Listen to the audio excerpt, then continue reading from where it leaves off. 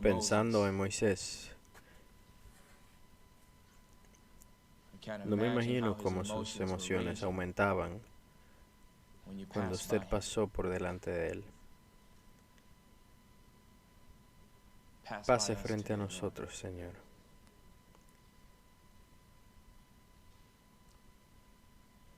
En el nombre de Jesús, y que todos digan amén.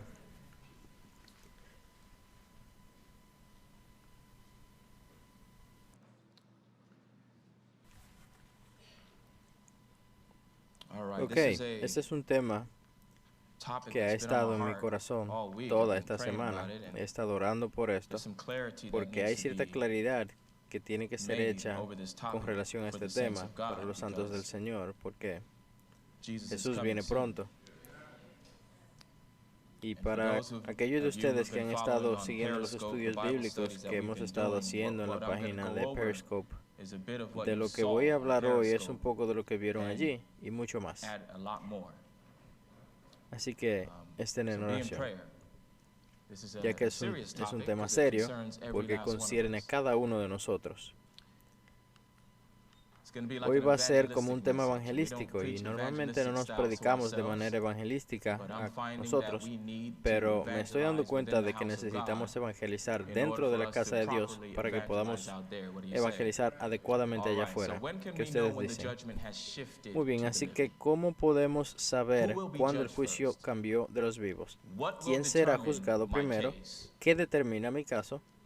¿Cómo sabré que mis pecados han sido borrados? Y creo que uno de los más importantes y relevantes para todos, ¿por qué la mayoría rechazará el sello de Dios? Así que, ¿cuándo sabremos que el juicio cambió a los vivos? Daniel 8:14 dice, hasta 2300 tardes y mañanas, luego el santuario será ¿qué? Purificado. Sabemos que de acuerdo a esta profecía, Daniel 8:14, que cuando llegue al fin de los 2300 días, el santuario será purificado. Esto habla de manera simbólica al juicio, que el juicio iniciará al fin de los 2300 días. Cuando estudias el capítulo 8 del libro de Daniel y Daniel 9, con el poder del Espíritu Santo, llegas a la conclusión de que el fin de los 2300 días es el año 1844. Si usted cree esto, que se escuche su amén. Así que la Biblia dice que el juicio empezó en 1844. ¿Pero para quién? De acuerdo a estas escrituras, las cuales no vamos a ver ahora mismo, el juicio empezó para los muertos justos. ¿Para los muertos qué? Los muertos justos. Pero la pregunta es, ¿cuándo esto cambiará hacia los vivos? Vayamos a Apocalipsis capítulo 14. Apocalipsis 14, versículos del 6 al 12. Son los mensajes de los tres ángeles. Cada adventista debería estar familiarizado con estos textos. Adelante, digan amén. Apocalipsis 14, del 6 al 12. Realmente lo que vamos a ver es dónde está el contexto de este mensaje de los tres ángeles. Y está específicamente en este lugar por una razón. Apocalipsis 14, del 6 al 12, son los mensajes de los tres ángeles. El capítulo anterior, Apocalipsis 13, describe ¿qué crisis? La crisis de la marca de la bestia. Amén. Apocalipsis 15, justo después del capítulo 14, versículo 1, dice, vi en el medio otra señal grande y admirable, 7 ángeles que tenían las 7 plagas postreras, porque en ellas se consumaba ¿qué? La ira de Dios.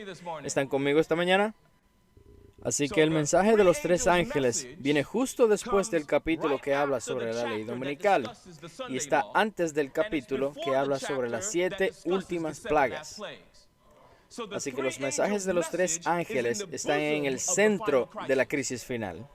Ahora, ¿a quién se le dio el mensaje de los tres ángeles? Apocalipsis 14, versículo 1, habla sobre el grupo que proclama el mensaje de los tres ángeles. Versículo 14 dice, después miré y he aquí el Cordero estaba en pie sobre el monte de Sión y con él 144,000 que tenían el nombre de él y el de su padre escrito ¿dónde? En la frente. Este grupo está producido durante la crisis y el mensaje que ellos proclaman durante la crisis es el mensaje de los tres ángeles. La pregunta que estamos respondiendo es, ¿cuándo sabremos con certeza que el juicio de los muertos ha cambiado al de los vivos? Esa es la pregunta que estamos respondiendo. Ahora que sabemos que el mensaje de los tres ángeles está dentro del contexto de la crisis final, la ley dominical o la ley dominical universal, y que los 144,000 que serán producidos durante esta crisis, quienes proclaman el mensaje de los tres ángeles, miremos al mensaje, el mensaje del tercer ángel. Y el tercer ángel lo siguió diciendo a gran voz, si alguno adora a la bestia y a su imagen y recibe la marca en su frente o en su mano. ¿Están conmigo esta mañana? Déjenme hacerle la pregunta. ¿La imagen de la bestia está formada todavía? No. ¿La marca de la bestia ha sido forzada? No. Así que el mensaje en sí es relevante hoy día, pero será más poderoso cuando la crisis en sí esté ocurriendo. ¿Me están escuchando? Así que este mensaje es primordialmente mientras la crisis está sucediendo. Ahora, no estoy diciendo que este mensaje no es relevante. Es relevante el prepararse para la crisis. Que alguien diga amén. Pero tendrá su aplicación más poderosa durante la crisis y entonces es cuando saldrá en su mayor potencia. Miremos al mensaje del segundo ángel. Otro ángel le siguió diciendo, ha caído Babilonia, la gran ciudad, porque ha hecho beber a todas las naciones del vino del furor de su fornicación. Pregunta, ¿ha caído Babilonia completamente? No. ¿Cuándo caerá completamente Babilonia? Está en el versículo. Cuando todas las naciones beban del vino de su furor, de su fornicación. No voy a diseminar esto porque no tengo tiempo, pero cuando todas las naciones beban del vino, eso significa que todo el mundo está de acuerdo con la doctrina falsa. Y cuando todos estén unidos bajo la doctrina falsa, la ley dominical universal, entonces Babilonia caerá completamente. Espérate un segundo. Así que el mensaje del tercer ángel es primordialmente para la crisis. El mensaje del segundo ángel será cumplido y es primordialmente para la crisis. ¿Qué creen ustedes que el mensaje del primer ángel será? Vi volar por en medio del cielo a otro ángel que tenía el evangelio eterno para predicar a los moradores de la tierra, a toda nación, tribu, lengua y pueblo, diciendo a gran voz, temed a Dios y dadle gloria, porque la hora de su juicio ¿a qué? Llegado. Déjeme hacer una pregunta. ¿Cuándo sabremos con certeza que el juicio ha cambiado de los muertos a los vivos? ¿Cómo podremos saber qué crisis está pasando? Respóndame. ¿Alguien sabe? En base a lo que hemos estudiado hasta ahora. Temer a Dios y darle gloria a Él, porque la hora de su juicio ha llegado. Esta escritura tiene su cumplimiento primario cuando el juicio ha cambiado de los muertos a los vivos.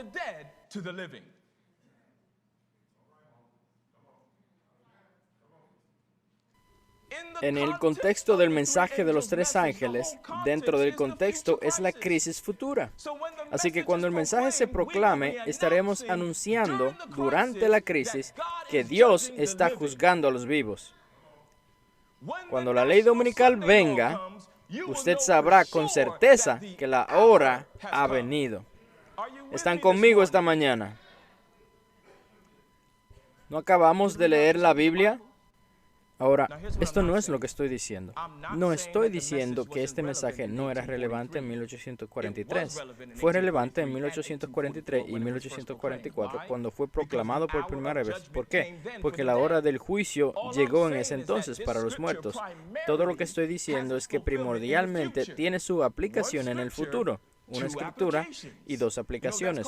¿Saben cómo se llama esto? Aplicación doble. Si esto hace sentido, déjenme escuchar su amén. Apocalipsis 3:3, vayan ahí. Vamos a asegurarnos. Apocalipsis 3:3, noten lo que la Biblia dice. Acuérdate pues de lo que has recibido y oído, y guárdalo, y arrepiéntete. Pues si no velas, vendré sobre ti como ¿qué? Como ladrón, y no sabrás a qué hora vendré sobre ti. Temed a Dios y dadle gloria, porque la hora de su juicio ha llegado. Esto está hablando sobre la misma hora. Piénsenlo. ¿Será que Jesús realmente vendrá como ladrón? Porque cuando la ley dominical venga, todos aquí sabrán Jesús viene. Y cuando la hagan universal, ya sí viene. Entonces, cuando Satanás imita a Jesús, está a la vuelta de la esquina. Y cuando las 7 plagas postreras estén cayendo, ya sí es verdad. Y cuando están viendo los granizos y las plagas, más vale que griten aleluya. Él no va a sorprenderte entonces. Así que, ¿cuál es esta hora cuando el ladrón te sorprende? Es la hora del juicio. Noten lo que dice el espíritu de profecía, simplemente para darle más peso a lo que la Biblia ya dijo. Estamos en el gran día de expiación, y si el juicio investigador para los vivos no ha comenzado, ya empezará pronto. Ella está hablando del juicio de los vivos, no de los muertos, de los vivos. ¿Para cuántos serán aplicables las palabras del testigo fiel? Yo conozco tus obras, que tienes nombre de que vives y estás muerto. ¿Saben que ella está citando aquí? Apocalipsis 3, la iglesia que estamos leyendo. Sardis, sé vigilante y afirma las otras cosas que están por morir, porque no he hallado tus obras perfectas delante de Dios. Acuérdate pues de lo que has recibido y oído, y guarda y arrepiéntete. Que alguien diga amén. Pues si no velas, vendré sobre ti como ¿qué? Como ladrón, y no sabrás a qué hora vendré sobre ti. ¿Pueden ver la verdad? La hora en la que el ladrón viene sobre nosotros es la hora de juicio. Es la hora cuando Jesús pasará nuestro nombre por el juicio. Tú no sabes ese día, ni la hora. Que alguien diga amén. Así que la hora de juicio es cuando la ley dominical esté aquí. Y en este entonces es cuando nuestro nombre pasará por el juicio. Si esto está claro, digan amén. ¿Quién será juzgado primero? Yo sé que están pensando que esta se la saben. Esto es obvio, 1 de Pedro 4:17, porque es tiempo de que el juicio comience por la casa de Dios. Y si primero comienza por nosotros, ¿cuál será el fin de aquellos que no obedecen el Evangelio de Dios? Ahora, la casa de Dios representa a la iglesia de Dios. No solo la iglesia adventista. La casa de Dios es representada por la iglesia mundial. Y cuando digo esto, es de todo aquel que ha profesado el nombre de Cristo. Porque el mensaje es, salgan de ella, pueblo mío. ¿Verdad? Así que la casa de Dios es todo aquel que ha profesado el nombre de Dios. Si esto está claro, digan amén. Pero les pregunto esto. Aunque el juicio empieza en la casa de Dios, o sea, todo aquel que profesa el nombre de Dios, ¿tiene Dios un orden en la casa de Dios? Noten lo que la Biblia dice en Levítico 16:23. Estamos familiarizados con el día de expiación, ¿verdad? Esto es cuando el sumo sacerdote entraba una vez al año en el lugar santísimo y simbólicamente limpiaba el santuario. Y esto era una ejemplificación del juicio. Los pecados e impurezas durante todo el año serían puestas de manera simbólica en el lugar santísimo. ¿En qué lugar? Simbólicamente los pecados de todos estaban en el lugar santísimo. Y una vez al año el sumo sacerdote entraría al lugar santísimo y el lugar santo y simbólicamente limpiaría el santuario. Él estaba removiendo el récord del pecado. ¿Estaba removiendo qué? El récord del pecado, y también limpiaba al pueblo que estaba afuera del santuario afligiendo su alma. ¿Escucharon lo que dije? ¿Sabían ustedes que Levítico 16 es un capítulo que describe el juicio de los vivos? ¿Lo sabían? Porque hay personas vivas fuera del santuario. Pero este es el punto. ¿Dónde empieza el juicio? En la casa de Dios. Pero hay un orden particular dentro de la casa de Dios. Noten esto, Levítico 16. Aarón, el sumo sacerdote, tenía que hacer algo primero antes de que el récord de todas las personas quedara limpio. Noten lo que tenía que hacer. Y hará traer a Aarón el becerro de la expiación que es suyo, y hará la reconciliación por sí y por su casa. Si van al libro de Números, encontrarán que su casa es la casa de Leví, los sacerdotes. ¿Están conmigo esta mañana? Entiendan esto. Tenía que haber una expiación por los sacerdotes primero y luego el pueblo. ¿Por qué Dios escogió a Leví? Originalmente Dios escogió a cada primogénito de Israel para que fuese el sacerdote de la casa. Pero cuando todos estos hombres y sus familias llegaron al pie del Sinaí y empezaron a hacer su fiesta idólatra, en Éxodo 32, mientras todos participaban, ¿quiénes fueron los únicos que fueron fieles a los mandamientos de Dios? Los levitas dijeron, no, guardaremos los mandamientos de Dios. Y fue en ese momento cuando Dios dijo, yo quiero que estos que guardan mi ley estén en mi santuario cerca de mi presencia. Así que el campamento de Israel fue organizado de esta manera. Permítame mostrarle esto. Los gergonitas, los coatitas y los meraritas eran todos levitas. Moisés, Aarón y los sacerdotes eran todos levitas. ¿Quién estaba más cerca de Dios de todas estas tribus? Los levitas. Así que Dios dice, este pueblo que guarda mi ley, los tendré cerca de mí. Ahora ellos son mi pueblo peculiar. Me encanta esta organización. Los levitas están más cerca de Dios, los que guardan los mandamientos, y adivinen qué mensaje tenían. Ellos tenían el mensaje del santuario. ¿Sabían ustedes que de acuerdo al libro de las Crónicas y Esra, los levitas eran los que entendían el mensaje del santuario?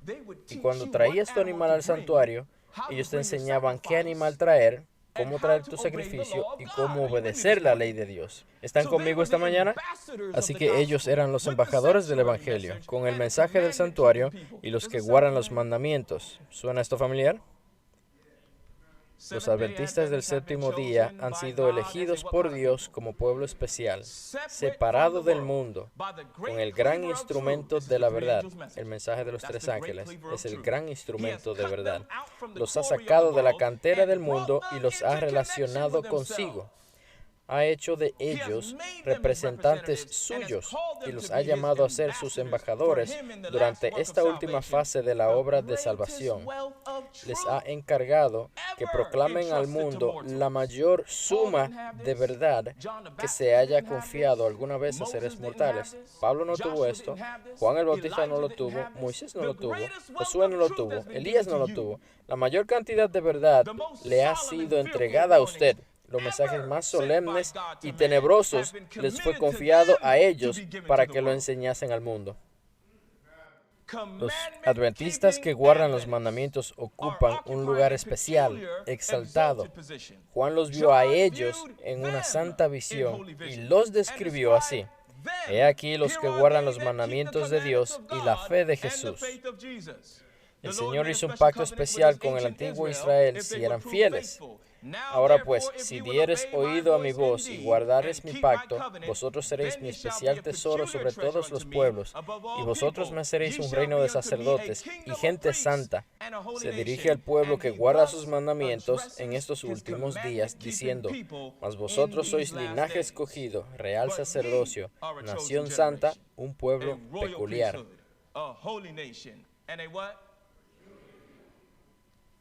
Esto no es para aumentar el orgullo de nadie. Esto debería tener el efecto opuesto. Esto debería hacerte humilde como ninguna otra cosa. Porque esto es lo que la Biblia está diciendo. El juicio empieza por la casa de Dios. Pero de acuerdo con Levítico 16, empieza por la casa de Aarón primero. Esto quiere decir que Dios juzgará primero a los adventistas del séptimo día, quienes conocen la controversia y los mensajes de los tres ángeles. Esto no debería aumentar tu orgullo. Que alguien diga amén. Yo no sé tú, pero yo no quiero ser primero. No quiero. Pero si tengo a Jesús, estaré bien. Que alguien diga amén.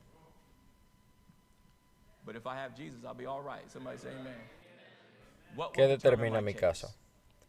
En los últimos días solo habrá dos opciones: la marca de la bestia o el sello de Dios. Cual sea el que escojas, es irrevocable. Si escoges la marca, no pienses que vas a decir un día que quieres el sello de Dios. Una vez hayas escogido la marca, tu tiempo de prueba se acabó. Y si escoges el sello de Dios, tu tiempo de prueba también se acabó. Que alguien diga amén. La marca, la muerte segunda. El sello, la gloria eterna. Cual sea el que usted escoja, técnicamente se acabó su periodo de prueba personal. ¿Hace esto sentido? Esto quiere decir que está sellado o marcado. Tu destino ha sido sellado por la eternidad. Esta es la mayor prueba de Dios y la señal de nuestra lealtad a Él. Tenemos que observar el sábado del cuarto mandamiento o repudiar su palabra y aceptar un día que Él no ha santificado ni ha apartado para nuestra observancia. En el día en que cada caso se haya decidido, estos cargos de la palabra de Dios serán presentados y los hombres serán juzgados por ellos. ¿Qué determinamos al principio del sermón? Que cuando el juicio de los vivos inicia es mediante la crisis de la ley dominical.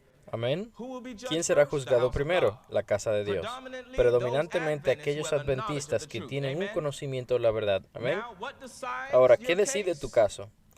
El tema entre el sábado o el domingo. Dios te traerá a juicio basado en tu decisión durante la crisis. Si esto es claro, digan amén. El sábado del cuarto mandamiento será la prueba.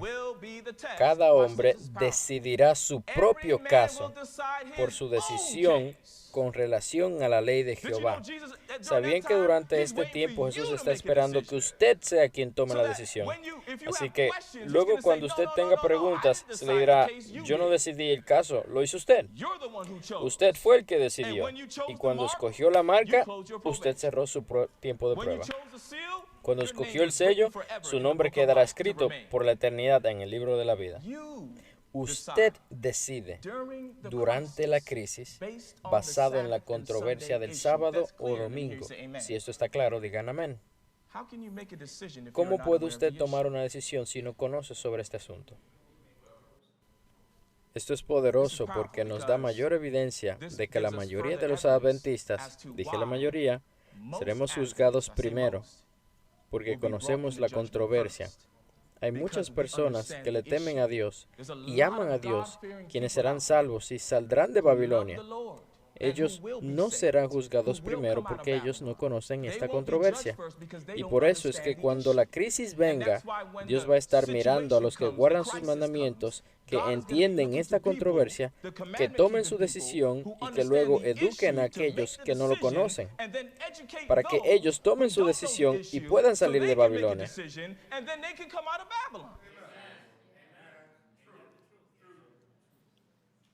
Ahora les explico por qué digo la mayoría de los adventistas del séptimo día. Fuimos a una escuela adventista no hace mucho con mi hermano y su hijo, y el Señor nos dijo: prediquen el mensaje de los tres ángeles. El primero, segundo y tercero, uno detrás de otro, en 2 días. Fue poderoso. Cuando terminamos de predicar, había una chica ahí y nos hizo una pregunta. Acababa de terminar de predicar el mensaje del tercer ángel, que tiene todo que ver con la ley dominical. Ella preguntó, estaba a punto de finalizar la escuela y ella me preguntó: ¿qué es la ley dominical? Creció en una casa adventista, escuela adventista, va a una iglesia adventista, pero nunca escuchó nada sobre la ley dominical. Eso está sucediendo en nuestras iglesias. Así que cuando venga el juicio y empiece por la casa de Dios, ¿esta niña será juzgada primero solo porque tiene el nombre de adventista? La respuesta es no. Absolutamente no. ¿Por qué? Porque ella no entiende la controversia. Que alguien diga amén. Tenía que hacer esto claro. Habrán algunos bautistas y metodistas que entienden la controversia y ellos estarán en la casa de Dios. Hay algunos adventistas que ya no lo son y ahora escriben artículos sobre los adventistas. Cuando comience el juicio, su nombre será traído primero a juicio. Porque ellos entienden la controversia. Que alguien diga amén. Quería que esto estuviese claro. Pero nadie sufrirá la ira de Dios antes que la verdad haya sido presentada a su mente y a su conciencia y que la haya rechazado. Hay muchas personas que no han tenido jamás oportunidad de oír las verdades especiales para nuestros tiempos. La obligación de observar el cuarto mandamiento no les ha sido jamás presentada bajo su verdadera luz. Aquel que lee todos los corazones y prueba todos los motivos no dejará que nadie desee conocer la verdad sea engañado en cuanto al asunto final de la controversia. El decreto no será impuesto estando el pueblo a ciegas. Cada cual tendrá la luz necesaria para tomar su decisión inteligentemente. ¿Qué Dios al que servimos? Por eso es que Él necesita que nosotros nos pongamos a trabajar, que alguien diga amén. Y solo cuando la cuestión haya sido puesta así a las claras ante los hombres, y ellos hayan sido llamados a escoger entre los mandamientos de Dios y los mandamientos de los hombres, será cuando los que perseveren en la transgresión recibirán la marca de la bestia. ¿Está esto claro? Así que cuando la ley pase y la gente esté yendo a las iglesias en domingo, ellos no tienen la marca de la bestia porque ellos no entienden la controversia. No es hasta que ellos entiendan la controversia y quién los va a educar. Yo espero que estemos diciendo, heme aquí, Señor, envíame a mí. ¿Cómo saber que mis pecados han sido borrados? Hechos 3:19, un pasaje muy conocido. Así que arrepentíos y convertíos para que sean borrados vuestros pecados, para que vengan de la presencia del Señor tiempos de refrigerio. Ahí está su respuesta. Así que ¿cuándo sabremos que nuestros pecados se han borrado en el cielo?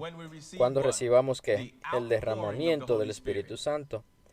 Eso es lo que este versículo está diciendo. Cuando recibamos el derramamiento del Espíritu Santo, esa es la evidencia de que nuestros pecados han sido borrados en el cielo. Si eso está claro, digan amén. Ahora en Ezequiel capítulo 40 hay un hombre que tenía un cordel de lino y una caña de medir y es un ángel. No sé si es el Señor Jesús o no, no lo estudié a profundidad, pero es descrito como Jesús de una manera y sí creo que es Jesús por lo que hace. El hombre sale y mide el templo y lo mide como por 3 capítulos. ¿Alguien sabe de lo que estoy hablando? Probablemente no, porque nadie lee eso. Porque se mide esto y lo otro. De todas maneras, él está midiendo todo el templo. ¿Qué significa medir? Juzgar. Mateo 7:2, porque con el juicio con que juzgáis seréis juzgados, y con la medida con que medís os será medido. Este hombre está juzgando el templo. ¿La estructura literal? No. ¿Qué representa el templo? La iglesia. Pero hagámoslo personal, tú y yo. Así que la visión es de este hombre, quien yo creo que es Cristo, está midiendo el templo, y es una medida detallada. Es un juicio detallado. Y cada parte del templo tiene que ser igual al plano que él tiene y te está midiendo de acuerdo al plano que tiene. Eso está bien, sí. Y cuando termina de medir de acuerdo al plano, noten lo que pasa en Ezequiel. Aquí nos explica el juicio de los vivos. Luego del juicio del templo, y estás dentro del criterio porque te pareces a Jesús, noten lo que pasa en Ezequiel 43:2. Y he aquí la gloria de Dios de Israel que venía del oriente. ¿Saben que el sello de Dios viene de esta dirección? Y su voz, ¿saben que la gloria de Dios es el poder del Espíritu Santo? Por eso subrayé esta palabra, para que entiendan que es el poder de Dios, no una fuerza externa o una fuerza no consciente. ¿Saben de lo que hablo? Y su voz, según la King James, era como el sonido de muchas aguas, y la tierra resplandecía con su gloria. ¿Recuerda esto algún otro pasaje? Cuando la tierra será llena de la gloria de Dios. Apocalipsis 18:1. Después de esto vi a otro ángel descender del cielo con gran poder, y la tierra fue ¿qué? Alumbrada con su gloria. Ahora ven lo que Ezequiel enseña. Después del juicio, entonces el templo fue iluminado. Noten lo que pasa después, Ezequiel 43:4-5. Y la gloria de Jehová entró en la casa. ¿Alguien quiere la gloria de Dios en su casa? por la vía de la puerta que daba al oriente, y me alzó el espíritu y me llevó al atrio interior, y he aquí que la gloria de Jehová llenó la casa. Quédate conmigo. Cuando el templo fue medido, el juicio, cuando el juicio fue completado en el templo, tú y yo, entonces la gloria viene del este y llena el templo e ilumina al mundo. Ahora, ¿qué significa cuando la gloria llena el templo? ¿Saben lo que significa? Yo sé que los ancianos están conmigo. Apocalipsis 18:8. Y el templo se llenó de humo por la gloria de Dios y su poder, y nadie podía entrar en el templo hasta que se hubiesen cumplilido las 7 plagas de los 7 ángeles. Entonces, ¿qué significa? Noten esto. Esto es poderoso. Cuando la gloria llena el templo, de acuerdo a este versículo, esto significa que el tiempo de prueba terminó. ¿Están conmigo? Cuando la gloria llena el templo, el tiempo de prueba ha terminado. Entonces esto es lo que Ezequiel está diciendo. No sé si lo tengo resumido aquí. La controversia será entre la marca de la bestia y el sello de Dios. Cada uno de nosotros, en la casa de Dios, en particular aquellos que tengan un conocimiento de los mensajes de los 3 ángeles, entrarán al juicio primero. Tendremos que hacer una decisión en ese tiempo y basado en nuestra decisión, al igual que los sacerdotes eran expiados primero, nosotros escogeremos, ojalá sea el sábado, que alguien diga amén. Una vez hayamos tomado nuestra decisión, entonces la gloria de Dios vendrá y llenará el templo, y alumbraremos la tierra con su gloria. Cuando seamos llenos de su gloria, ¿qué significa esto para nosotros? Nuestro periodo de prueba ha terminado. Así es como esto trabaja, mi gente. Cuando tomas tu decisión por Dios, Él te da su espíritu, llena el templo y tu tiempo de prueba termina. Y cuando tú tomas la decisión por Dios, entonces Él te llena de su espíritu y tu tiempo de prueba termina. Y luego tu tiempo de prueba termina. Tiempos de prueba individuales terminan. Y si escoges la marca, tu tiempo de prueba termina. Adivinen qué, Jesús va a estar esperando en ese entonces, de hecho va a estar sentado. Y mientras tomas tu decisión, te enviará su espíritu.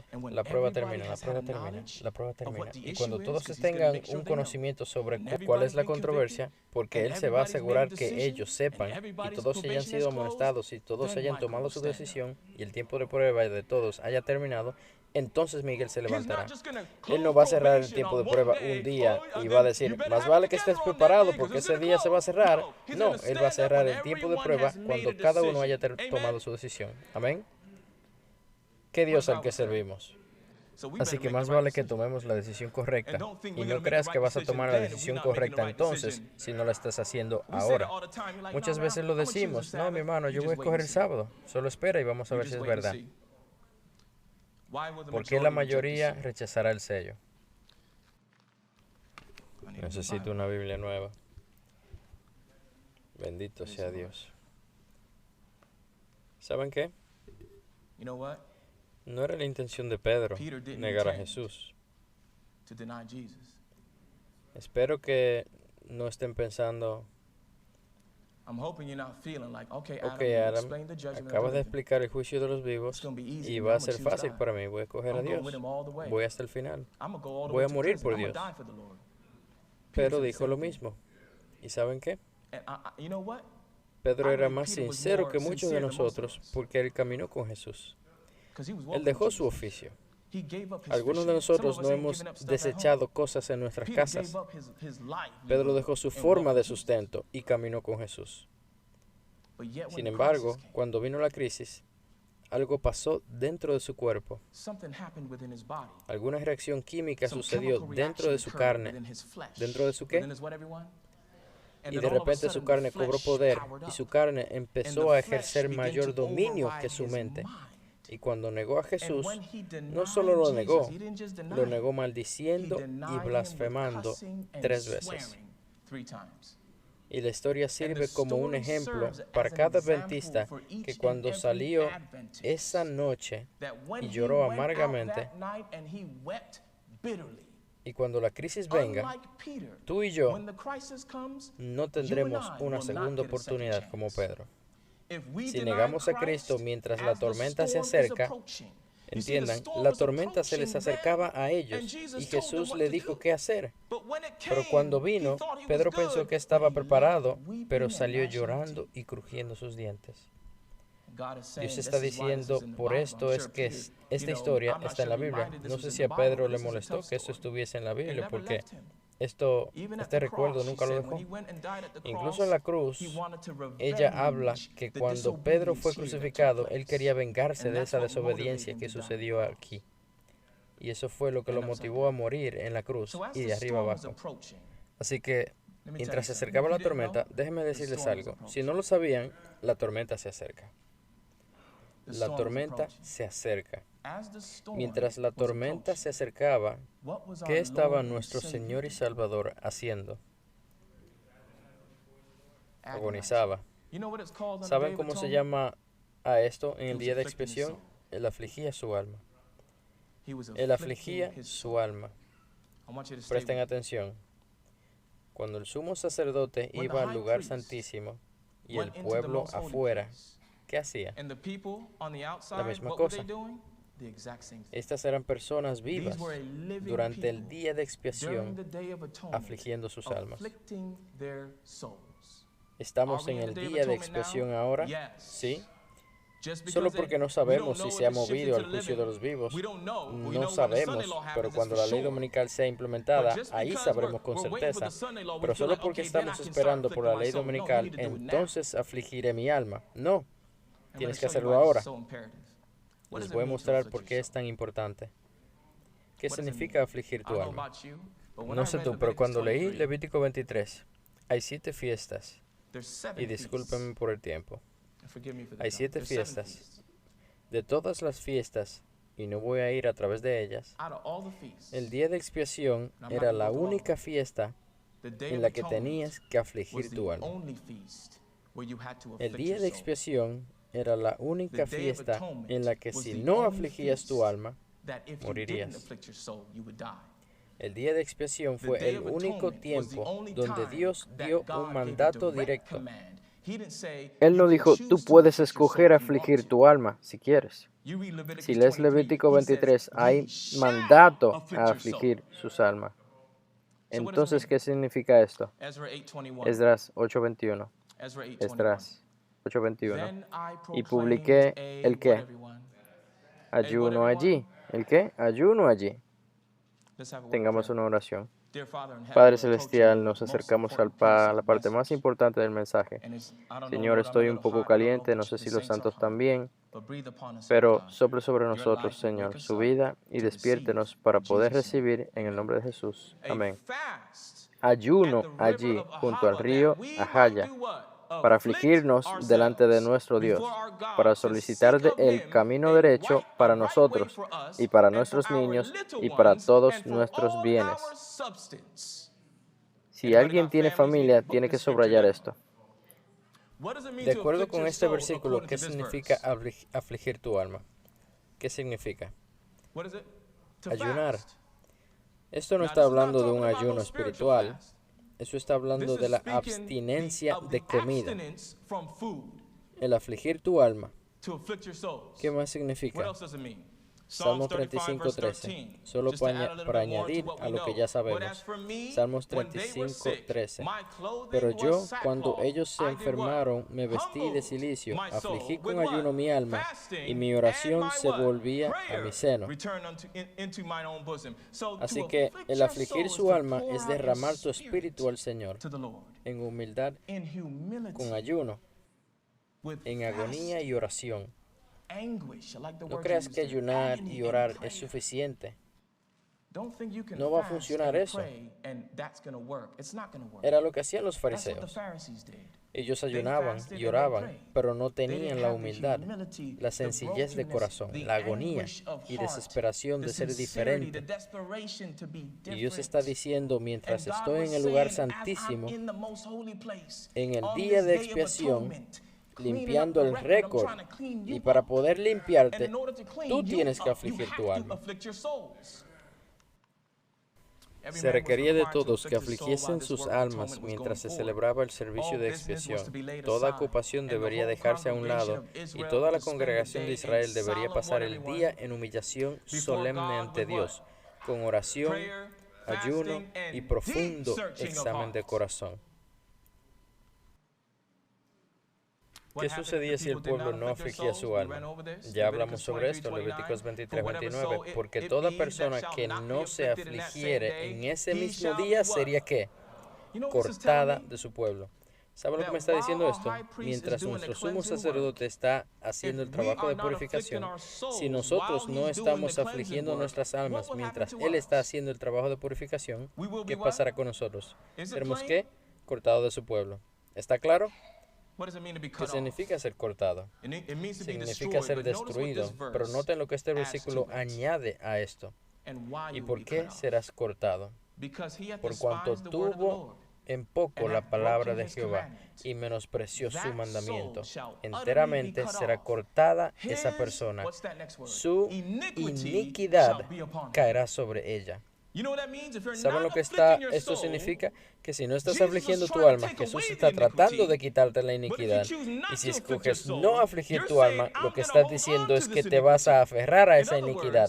En otras palabras, la iniquidad se te quedará pegada a ti, a menos que escojas afligir tu alma. Salmos 94:23. Y Él hará volver sobre ellos su iniquidad, y los destruirá en su propia maldad. Los destruirá Jehová, nuestro Dios. Así que si no afliges tu alma, te quedarás con tu iniquidad, y el trabajo de la expiación es quitártela, pero si no te afliges, no te será quitada. Espero que esto es claro. ¿Qué significa iniquidad? Esta es la definición: perversidad, doblado, ser doblado o malformado, estar doblado de manera forzada a un camino equivocado. Se refiere al carácter de un individuo que está doblado, pervertido o doblado hacia el pecado. De las tres categorías de pecado, pecado, transgresión e iniquidad, la iniquidad es la peor. Solo para hacerlo claro. Es algo poderoso. Es como Romanos 7. Es esa maldad dentro de ti que te hace hacer las cosas que en realidad no quieres hacer. Es algo poderoso. Para hacerlo más claro, si todo pecado es egoísmo, entonces la iniquidad es un monstruo de egoísmo. Iniquidad es una bestia de egoísmo. Es un egoísmo que te lleva por un camino y quieres arrepentirte y te lleva nuevamente. Es ese poder de la iniquidad. Noten cómo la Biblia describe a esta bestia del egoísmo. Isaías 64:6. Si bien todos nosotros somos como suciedad y todas nuestras justicias son ¿qué? Como trapos de inmundicia, y caímos todos nosotros como la hoja, y nuestras maldades, aquí es iniquidad, nos llevaron como viento. ¿Notaron a qué se compara la iniquidad? ¿La compara con qué? El viento. Lo compara al viento. Una fuerza elemental que te lleva aunque no quieras. Me acuerdo que de niño fue a una excursión en Inglaterra y estaba escalando esta montaña con la Iglesia Adventista del Séptimo Día, y era un día soleado, y cuando llegamos a la cima de la montaña de repente se puso frío y las nubes empezaron a formarse y empezó a llover y a caer granizo, y el viento aumentó a tal grado que tuve que caer de rodillas y arrastrarme, porque si me paraba, el viento me llevaría. Así es como Dios describe nuestro egoísmo y nuestras iniquidades. Que la naturaleza pecaminosa dentro de nosotros es tan poderosa que nos puede arrastrar. ¿Quién me da un testimonio? Y cuando te das cuenta, te has apartado de Dios por tanto tiempo que cuando te das cuenta te preguntas: ¿y cómo llegué aquí? Ese viento te ha llevado de viaje y te sopló fuera de la montaña. Eso es lo que Jesús quiere hacer. Miqueas 7, 18 y 19, uno de mis pasajes favoritos. ¿Qué Dios como tú, que perdona la maldad y olvida el pecado del remanente de su heredad, no retuvo para siempre su enojo, porque se deleita en misericordia? El volver a tener misericordia de nosotros sepultará nuestras iniquidades.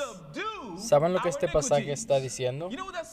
Que si la iniquidad es una bestia, un monstruo de egoísmo, Jesús tiene la fortaleza de poner ese monstruo y subyugarlo. También está diciendo, si no dejas que Jesús lo haga, esa bestia te llevará directamente al infierno.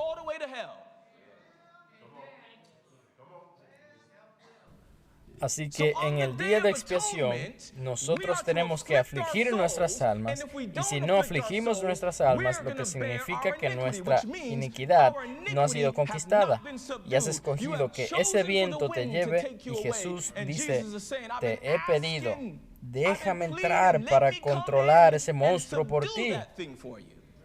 De eso es lo que se trata el día de expiación. Déjame limpiarte.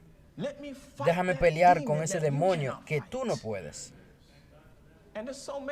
Hay muchos de nosotros que estamos peleando contra este demonio, y déjeme decirle por qué es imperativo que hagamos esta obra. ¿Alguna vez has escuchado de la autopreservación? Es un instinto que cada ser viviente tiene. Todos los animales lo tienen. Autopreservación es el instinto de actuar en tu mejor interés. Eso suena un poco como egoísmo, ¿verdad? Para protegerse uno mismo y asegurar su supervivencia. Por ejemplo, si un oso viene tras usted, ¿qué haría si un oso lo persigue? ¿Se va a sentar? No, vas a correr, ¿verdad? En ese caso, yo no creo que sería lo mejor, pero la verdad no sé. ¿Qué se supone que haga? ¿Quedarnos parados? No sé. Creo que todos vamos a correr. Vamos a correr, orando y corriendo. A esto se llama supervivencia. Pero noten esto. Por eso es que estoy hablando sobre esto. Cuando venga la bestia, ¿me están escuchando esta mañana? Cuando la bestia de Apocalipsis venga, cuando venga la crisis, cuando usted se enfrenta con el miedo y el riesgo de dolor. ¿Me están escuchando? En ese momento, la supervivencia, esa bestia que pensabas que estaba durmiendo, empieza a despertar, y ese monstruo empieza a pelear, a estirar sus músculos. Y de repente queremos hacer todo lo que sea posible para preservar nuestra vida. ¿Me están escuchando? Tú quieres sobrevivir. Ahora, no quiero decir que esté mal en todas las circunstancias. Lo que quiero decir es esto. Si no afligimos nuestras almas en este tiempo, la bestia se levantará y de repente vas a hacer cosas que nunca pensaste que ibas a hacer. La palabra clave es instinto. Dice que la supervivencia es un instinto. ¿Sabe a qué palabra me recuerda esto? Me recuerda iniquidad en Salmos 51:5, donde dice que hemos sido formados con esta naturaleza de iniquidad. Y a veces se levanta. Es casi como un instinto. Y no habla a hacer el mal. De esto se trata el día de expiación, de afligir tu alma para que Él pueda remover esto de ti y subyugarlo. Amén. Porque si no lo hace, esta bestia, cuando haya peligro, se levantará. Ejemplo, el asedio de Jerusalén, a lo que la Biblia le llama la abominación desoladora. Esto era un tipo de la crisis de la ley dominical que vamos a enfrentar, nuestra abominación desoladora. Amén. Así que cuando ellos vinieron, la abominación desoladora, habían personas dentro que guardaban el sábado, personas que guardaban el mensaje de salud, Levítico 11, habían personas que guardaban las palabras de los profetas de la mejor manera que podían, dirigido por sus líderes. Pero cuando vino la abominación y se enfrentaron con miedo, peligro y dolor, de repente, estas personas empezaron a matarse unos a otros, quemaron la comida de uno de otro. ¿Sabían ustedes por qué se le acabó la comida? Ellos tenían suficiente comida para durarle años. Cuando vino el asedio de acuerdo a Josefo, habían 4 facciones dentro de Jerusalén y empezaron a pelear una con otra. Había división en la casa y cuando estaban peleando, uno le quemó la comida al otro y el otro le quemó la comida al otro. Y entonces nadie tenía comida. Entonces toda la ciudad entró en hambruna y luego empezaron a comerse unos a otros y a sus bebés. Una madre comía a su bebé. Piensen sobre eso. Ninguna madre podría decir, me voy a comer a mi bebé. Dirían que nunca se lo comerían. Esperen a que llegue la abominación desoladora. Veremos a ver qué pasa entonces. Pedro dijo que iba a servir a su Señor, pero cuando vio que lo torturaban a Jesús, cuando vio que la sangre empezó a correr y su ojo se hinchó, de repente la supervivencia se levantó en Pedro. Él se decía a sí mismo, no quiero parte de esto. No quiero que me torturen, no quiero que me persigan, no aguanto esto. Y la bestia de iniquidad, ese egoísmo, se levantó tanto que habló blasfemias y maldiciones contra el Señor. ¿Están escuchando? Así que cuando la policía venga a tocar a su casa, todos estamos diciendo ahora mismo, Señor, yo voy a escoger el sábado, pero cuando la policía venga a tu casa, si pequeñas cosas te hacen tropezar o deslizar ahora, cuando la policía venga y toquen a tu puerta, y cuando te encuentres con la incertidumbre, por eso es que muchos rechazarán el sello de Dios.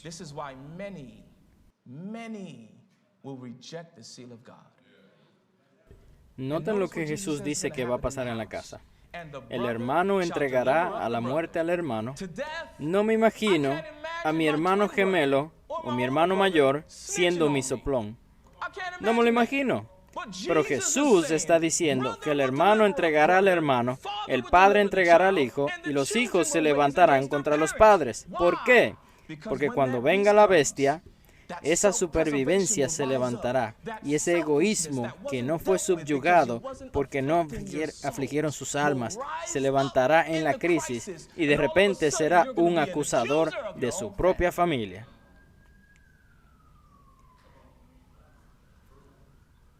Apuntarán el dedo tan rápido. Él lo hizo. Fue ella, yo la vi.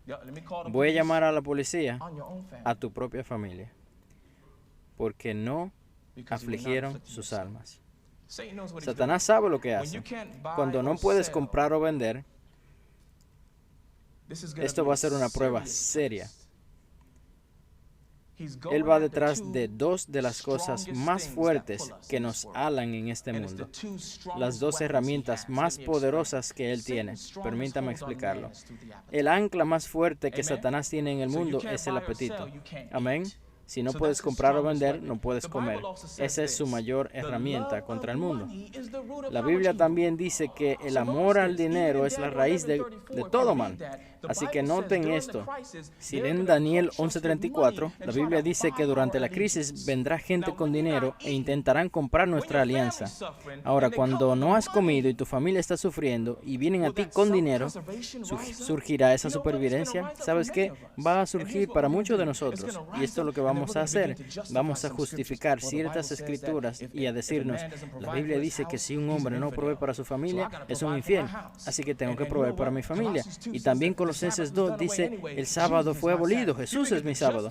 Justificarán toda clase de escrituras para autopreservarse. Que Dios tenga misericordia. ¿Estoy hablando la verdad esta mañana? Escúcheme. Satanás va a sacar las armas grandes. Las grandes. Y todo lo que va a hacer es crear un ambiente de tanta indigencia y miedo que hará lo mejor posible para sacar ese monstruo egoísta de dentro de ti. Va a ser como un magneto y el egoísmo va a ser ese metal. Y el ambiente de la crisis dominical sacará ese metal del egoísmo a tal manera que gobernará tu pensamiento para que no recibas el sello de Dios. Y por esto es porque el Señor mandó a que afligieres tu alma. Será por eso que serás cortado. No que Él te cortará, sino que tus iniquidades tomarán control de ti y tú serás cortado por tu propio egoísmo. Por esto es que tenemos que ayunar y ya estoy terminando. Algunas personas dicen, no puedo simplemente derramar mi alma ante el Señor y orar. ¿Por qué tengo que ayunar? Ahora, si tienes una condición médica, yo no soy tu doctor, usa precaución, ¿ok? Quizás podemos hablar luego sobre cómo hacerlo.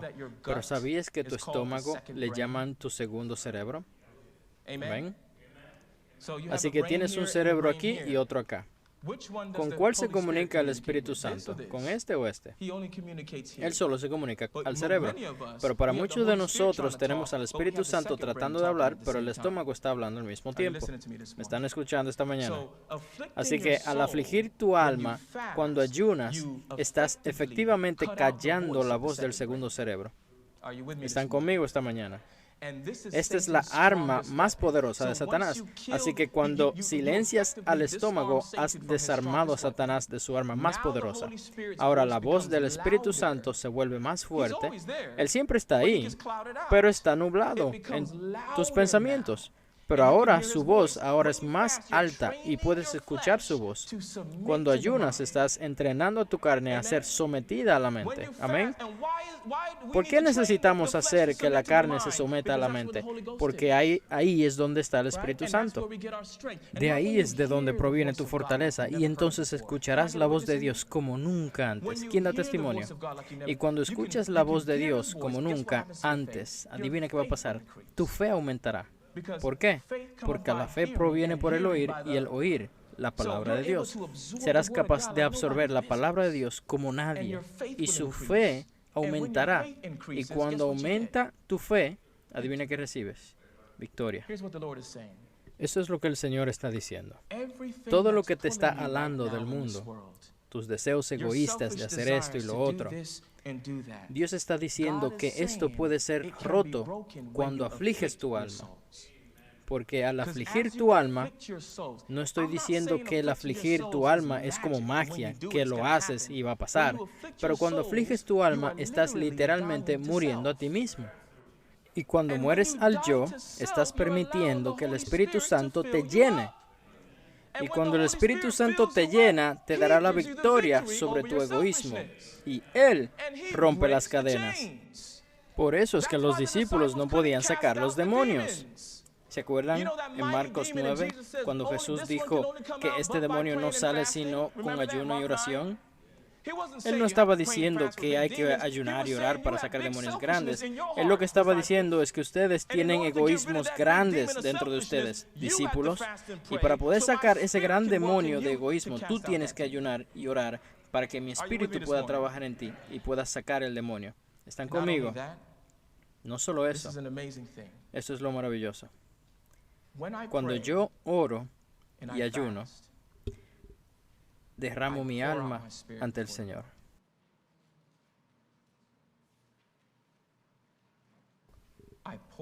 La derramo. Y cuando ayuno y pido específicamente para que el Señor rompa el poder de las tinieblas que hay dentro de mí en ciertas áreas, tienes que orar específicamente. Tienes que orar por esas cosas que te están alejando del Señor. Así que noten esto. Se están negando a sí mismos. El Espíritu se entusiasma. Ahora te estás negando a ti mismo. Y ya es hora de liberarte. No solamente serás libre, también en el proceso te conviertes semejante a Cristo. ¿Escucharon lo que dije? Porque estás en contacto con el cielo, cada vez te conviertes más como Jesús. Dios nos está llamando a afligir nuestras almas. Así que, en resumen, eso es lo que hemos aprendido hoy. La crisis de la ley dominical es la señal de que el juicio de los vivos ya inició. El remanente de Dios tomará la decisión primero porque ellos entienden la controversia sobre el sábado. El tiempo de prueba se cerrará para individuos basado en su decisión durante la crisis. El derramamiento del Espíritu de Dios es la señal de que tus pecados han sido borrados y que tu tiempo de prueba personal ha cerrado. El deseo de preservar uno mismo será tan fuerte que muchos rechazarán el sello de Dios.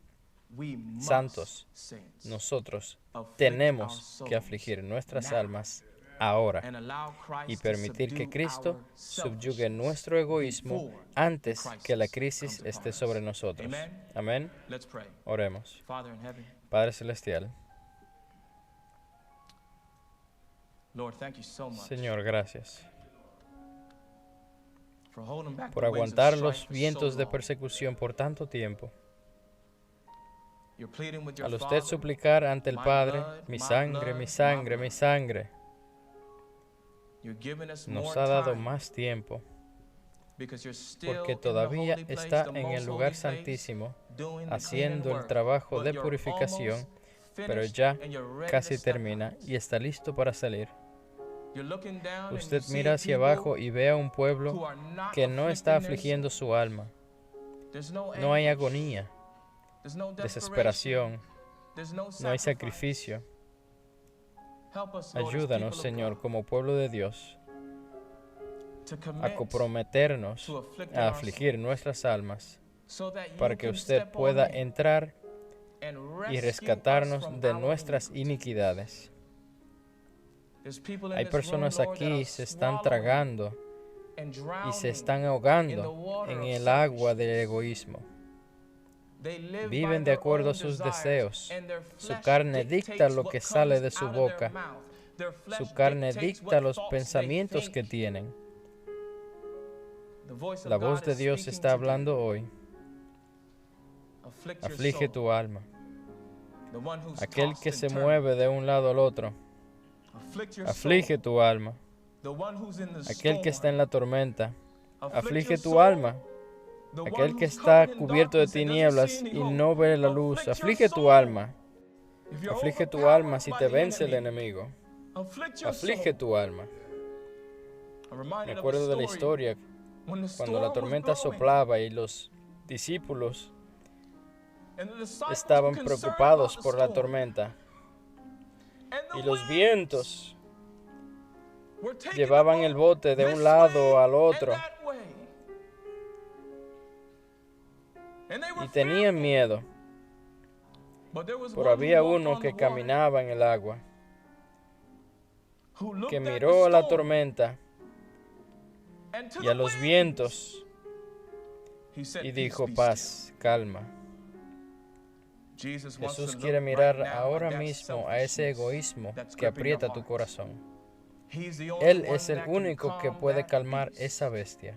Él ya ganó la victoria y te la quiere dar a ti hoy. ¿Afligirán sus almas para Él? ¿Harán ese sacrificio? ¿Morir al yo para que el poder de Cristo pueda trabajar en ti poderosamente? Si ese es el deseo tuyo hoy, venir ante el Señor en agonía y derramar tu espíritu ante Él como nunca antes lo has hecho. Si esta es la experiencia que quieres, te pido que vengas ante el frente ahora mismo para que oremos. Ven al frente y oremos. Si quieres vivir en estos últimos días y afligir tu alma, y quieres victoria sobre el egoísmo,